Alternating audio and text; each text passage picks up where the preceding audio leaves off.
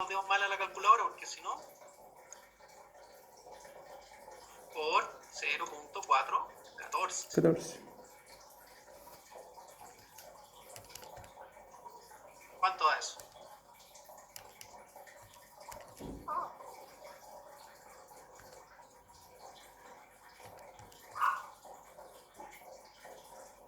Me estoy cayendo, está más fuerte. 0756. 0.756. Ya. Entonces, ¿cuánto será Q?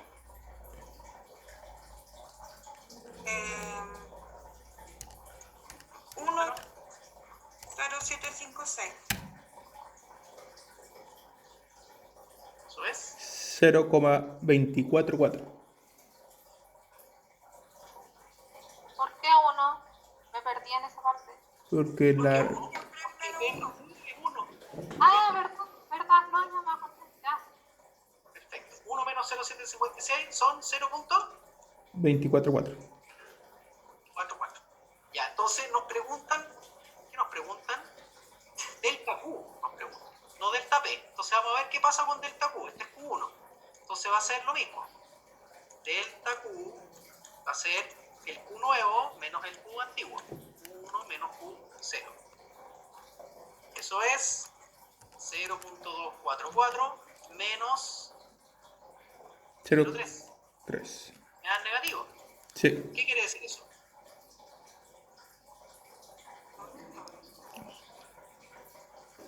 Menos 0.3. Eso da 0.056. Negativo. Quiere decir que bajó ese alelo, si lo sacamos porcentaje, ¿no es cierto? Y multiplicamos eso por 100. A ver cuánto varió. Eso bajó en el fondo en un 5.6%. Ese alelo disminuyó después de la selección en un 5.6%. ¿Estará bien esto? Veamos la tabla. Fíjense, era 0.09 y bajó a un 0.06. O sea, sí bajó. ¿Y bajó en cuánto por ciento después de la selección? En un 5,6. Perfecto. Ahora, lo que no hemos calculado es esto que está acá. El 5,6 lo dejamos negativo. No, el porcentaje no es negativo. No, el porcentaje, ¿no? Lo que significa este negativo o que positivo baja. es que sube o baja la frecuencia. En este caso bajó. El signo te está indicando que en realidad disminuyó la frecuencia del alelo en un 5,6%. ¿Ok? Sí, ok. En el caso de acá es... no quiero volver a la clase. ¿Dónde está la clase? Selección natural. Aquí podemos calcular el S que nos piden. W1 menos S. Se fijan que en la letra no sé cuánto nos piden eso, SI, coeficiente de selección. Entonces si tenemos el valor, ¿no es cierto? Eso es igual a 1 menos S. Y nosotros podríamos despejar esta forma y que en el S va a ser igual a, ¿no es cierto? Tenemos que simplemente despejar la fórmula y tenemos el W, tenemos el valor adaptativo. Y entonces ustedes pueden calcular el W porque acá tenemos nosotros nuestro valor de fitness y con eso lo podemos calcular. ¿Ya? Y la última pregunta es cuál es la frecuencia génica del gen. Este es el gen P, esto es P, es la segunda generación. Pero yo ya tengo P, aquí está. Entonces yo puedo calcular P cuadrado en la siguiente generación utilizando este nuevo P. Sería 0. A ver, veamos.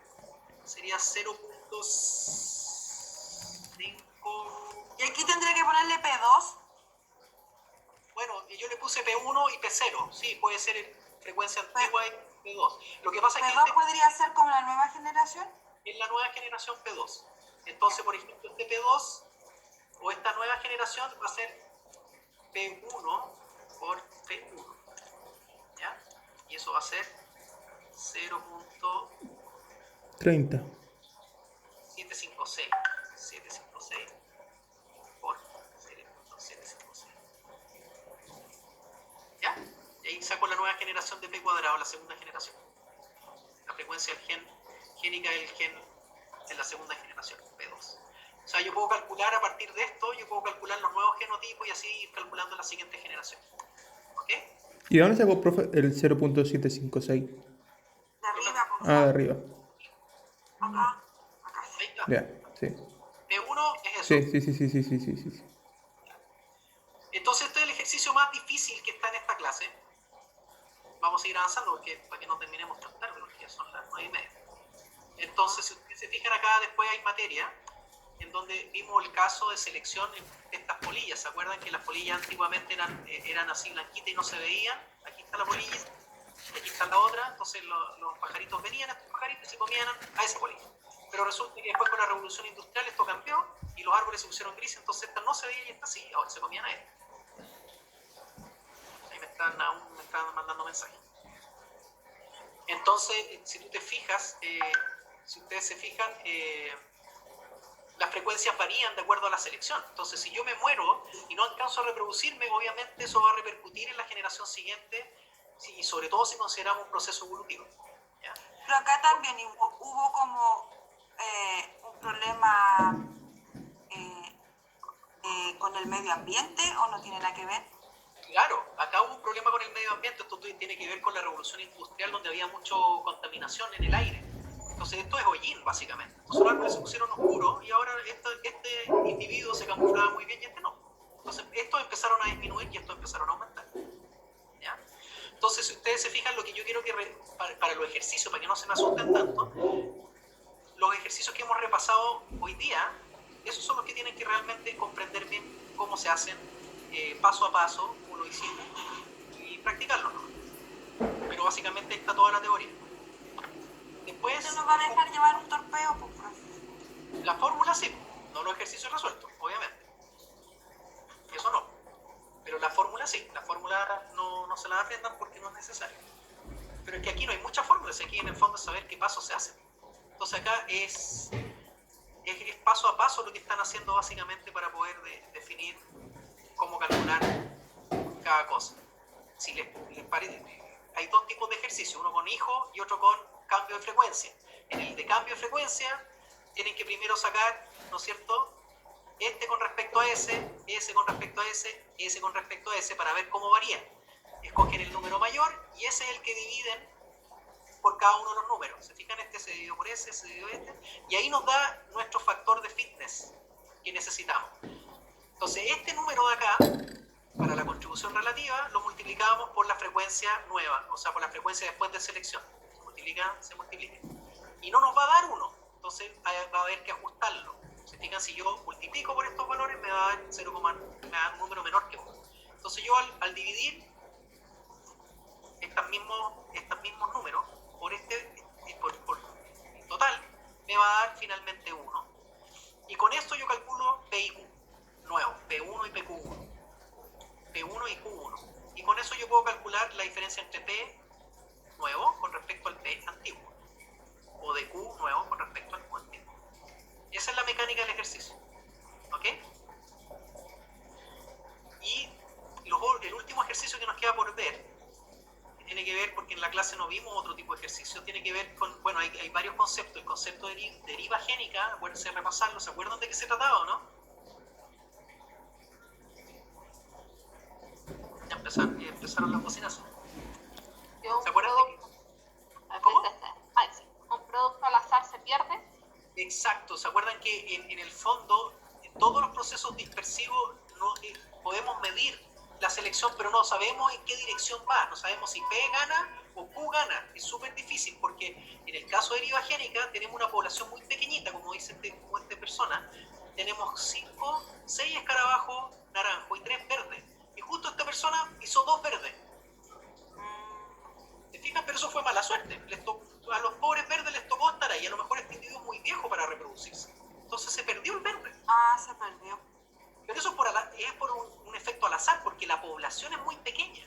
Entonces los alelos varían drásticamente por un producto de ser una población muy chica. Entonces hay una alta tasa o una tasa de edificación, que es la intensidad, que va a ser inversamente proporcional al tamaño. O sea, mientras más chica sea la población, más rápido se fijan los alelos. Porque si yo tengo 2 verdes y se me mueren los 2 verdes, ya se desaparecieron los verdes y se fijó el alelo naranjo. Solo hay naranjos. Es como pasado con, no sé, por ejemplo, los osos panda, que se ha ido perdiendo. Una población muy chica. Entonces, por ejemplo, estos son los efectos que se producen y los alelos varían drásticamente y pueden, aquí una población de 1000 se mantienen mucho más estable, pero cuando las poblaciones son pequeñas, se pueden perder, se pueden ir hacia Q o se pueden ir hacia T. Y no sabemos qué dirección va a tomar. Entonces, después vimos distintos tipos de efectos de población de tamaño, y en ese sentido vimos estos tres. Principalmente vimos el cuello botella y el efecto fundador, ¿se acuerdan? Que depende de los recursos, depende de las poblaciones, y acá tenemos el caso del cuello botella, que por ejemplo tenemos una generación, acá tenemos 28 individuos que son 40 bolitas verdes y 32 rosadas, no sé qué color es. Y resulta que esto, si yo los mezclo al azar y saco bolitas al azar, siempre va más o menos mantenerse en las mismas frecuencias, 20 contra 28, 50 contra 40, 30 contra... Pero ¿qué pasa si yo de repente saco 3 bolitas y la pongo en una bolsita más chica para que estas bolitas se reproduzcan entre sí? Fíjense que acá sacamos 2 verdes y una rosada. No hay ninguna naranja. La naranja se perdió. Entonces esto se le llama cuello de botella. Por ejemplo, tenemos... esto lo mencionamos en clase con las casas. Si tenemos los pudús, que antes eran muchos pudús por todos lados, y de repente llegaron las personas, encontraron que era entretenido cazarlos, y lo empezaron a cazar, y de repente la población drásticamente se disminuyó. Entonces, obviamente, ¿qué es lo que pasa ahí? Se pierde la variabilidad genética. Entonces se pierden, hay ciertos alelos, ciertas combinaciones que se van a perder.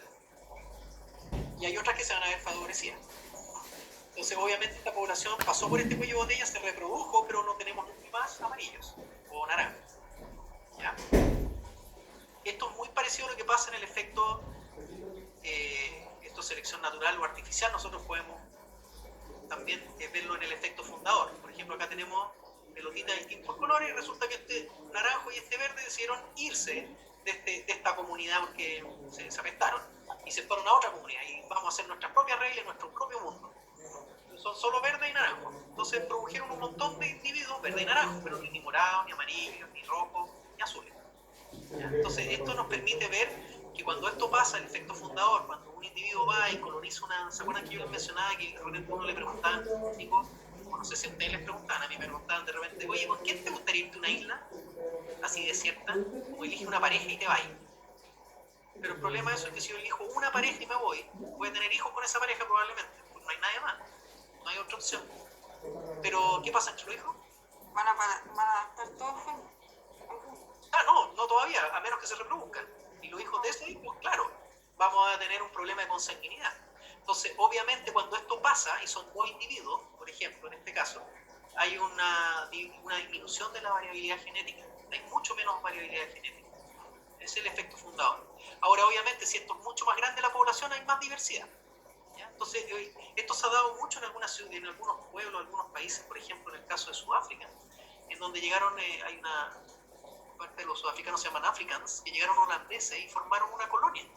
Todos los holandeses que llegaron, por aquí en Holanda, que llegaron a colonizar Sudáfrica, formaron una comunidad bastante cerrada y entre ellos se reproducían, ¿no es cierto? Y esos individuos arrastraron cierto tipo de enfermedades con ellos, y como son poquitos, la diversidad genética es muy baja, todos los individuos más o menos, o sea, la enfermedad tiene un alto porcentaje de individuos que manifiestan la enfermedad, hay un alto riesgo de tener esa enfermedad, una alta frecuencia.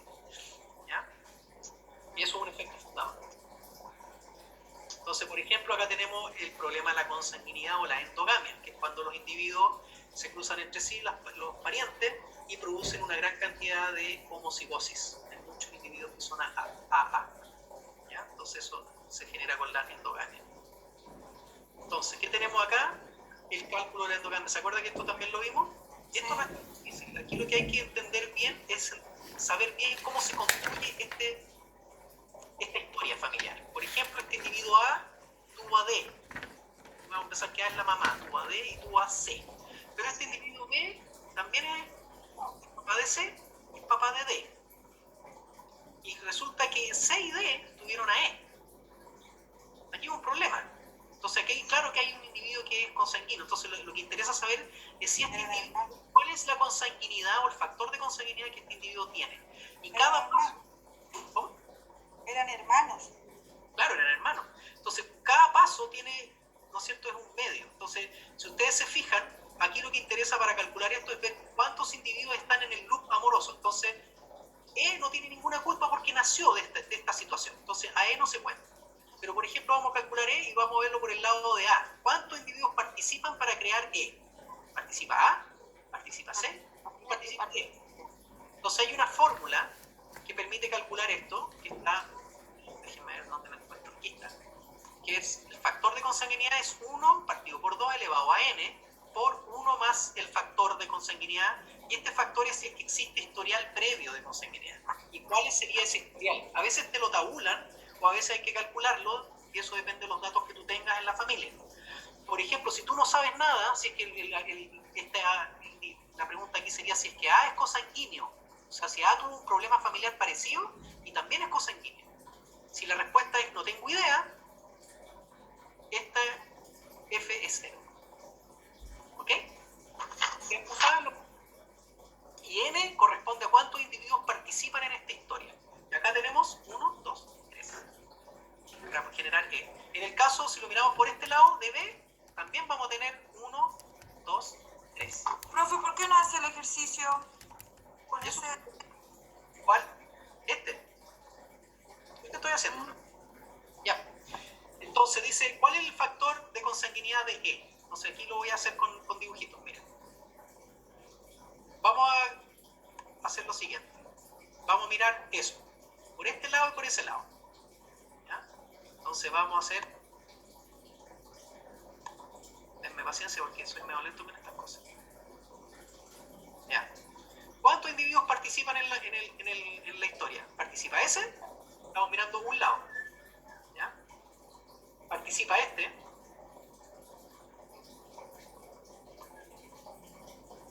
Y participa...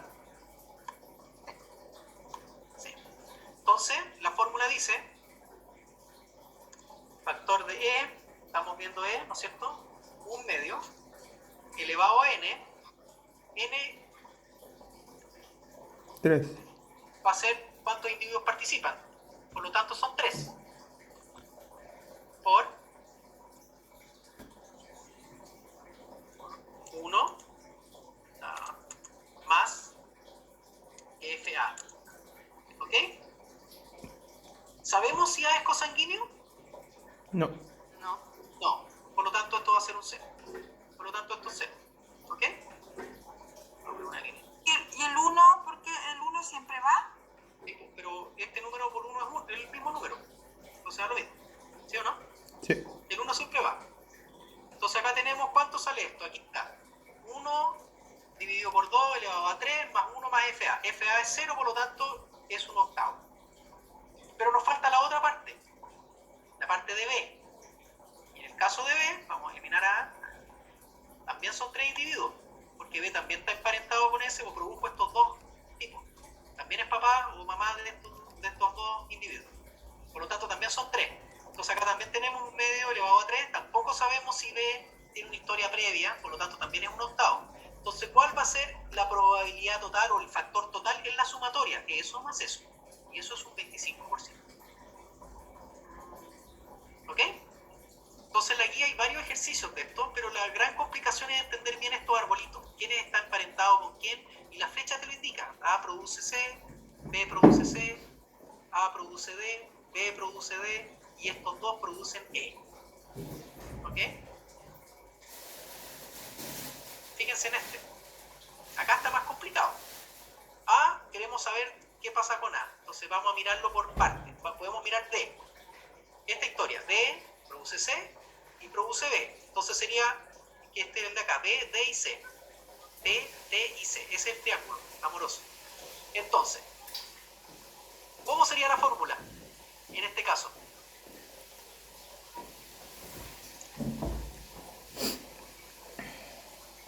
Ayúdenme. Un medio. ¿Ya? O sea, elevado a 3. Por 1 más F. F. ¿Cierto? Eso es bien. Entonces un medio elevado a 3. ¿Por qué elevado a 3? Vamos a prestar los circulitos de acá.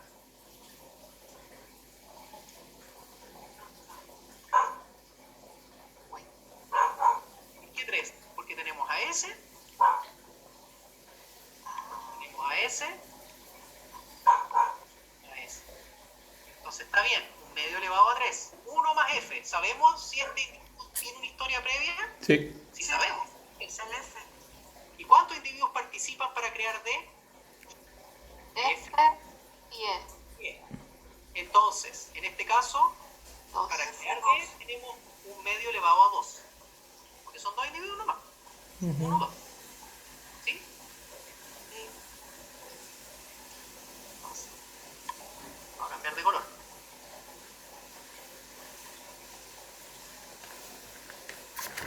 Un medio elevado a 2. ¿Ya? Entonces, este F va a ser un medio elevado a 2. Eso es lo que tenemos acá. Un medio elevado a 2 es un cuarto. Por lo tanto, ese F es un cuarto. Entonces vamos a tener un medio elevado a 3. Va a ser el resultado. Un medio elevado a 3 por 1 más Un cuarto. un cuarto. Uy, perdón. Me quedo con un signo peso, de hecho. Ya, ahí sí. Y eso es el resultado de, ¿no es cierto?, en este caso de este cálculo que estamos haciendo acá. Pero aquí va en más otras líneas. Tenemos esta línea de acá. Fíjense, B, D, F, E, C. Entonces acá tenemos F, que produce E, ¿no es cierto? Y E produce C. Y por otro lado tenemos B y D. Tenemos todos dos relacionados. Entonces, ¿cuántos individuos hay acá? Entonces, este ejercicio creo que está resuelto. Aquí, fíjense. Esto es lo que calculamos al principio. Y acá tenemos el cálculo que hicimos nosotros. Un medio elevado a 3 por 1 más un cuarto. Ahora tenemos este de acá. Acá dice que el n es 5. Veamos si es verdad. Tenemos F. Estamos viendo todo este chorizo acá. D. Tenemos este individuo. Tenemos ese individuo. Tenemos ese individuo. 3. En el fondo contar esto que está acá. Eso y eso. 2, 3, 4, 5. Pues sí que estamos con respecto a. ¿Sabemos si F tiene historia previa? No. No. Por lo tanto es 1 más 0. ¿Ya? Entonces aquí va a ser solamente un medio elevado a 1, 2, 3, 4, 5. 1, 2, 3, 4, 5. Después tenemos B, E, la otra combinación, son todas las combinaciones posibles. B, ¿no es cierto? Con E, con F, con D y con C. 2, 3, 4, 5. Tampoco sabemos, por ejemplo, si acá también hay historia previa o no. Entonces, si ustedes se fijan, pueden ustedes llenar esta tableta. Aquí también es 5 y también es 0 en el caso de F. En el caso de B, E, D, E, C son 4. Por lo tanto, un medio elevado a 4. Pero en el caso de E, tampoco sabemos si tiene consanguinidad porque viene de qué, pero no sabemos qué pasa con qué. Por lo tanto, F más 0. Y así sucesivamente. ¿Ok?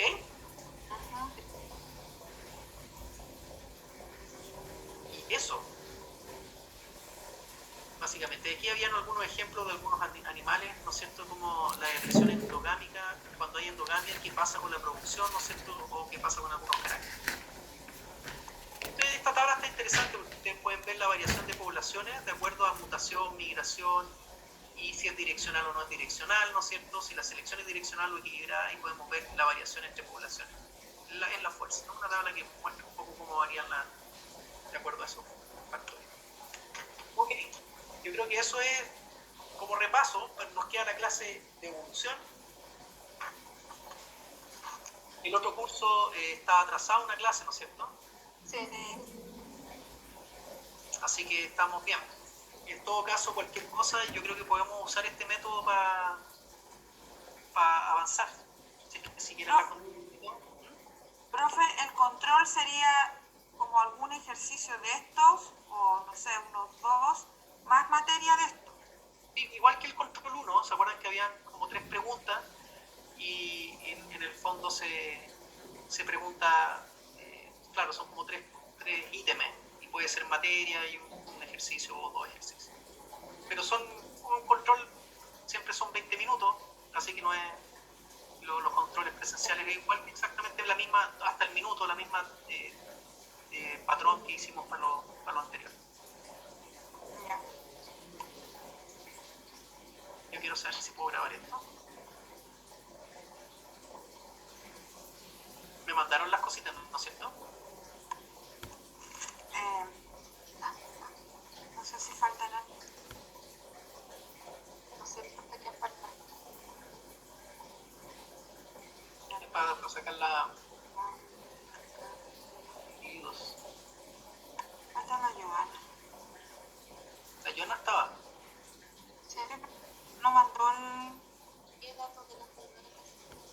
Ah, ya. Y el Fabián. Fabi. Sí la mandé.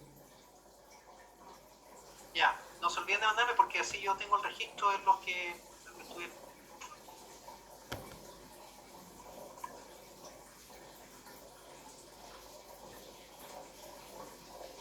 Gracias. Igual voy a pegar el... Va, no me pega todo el chat.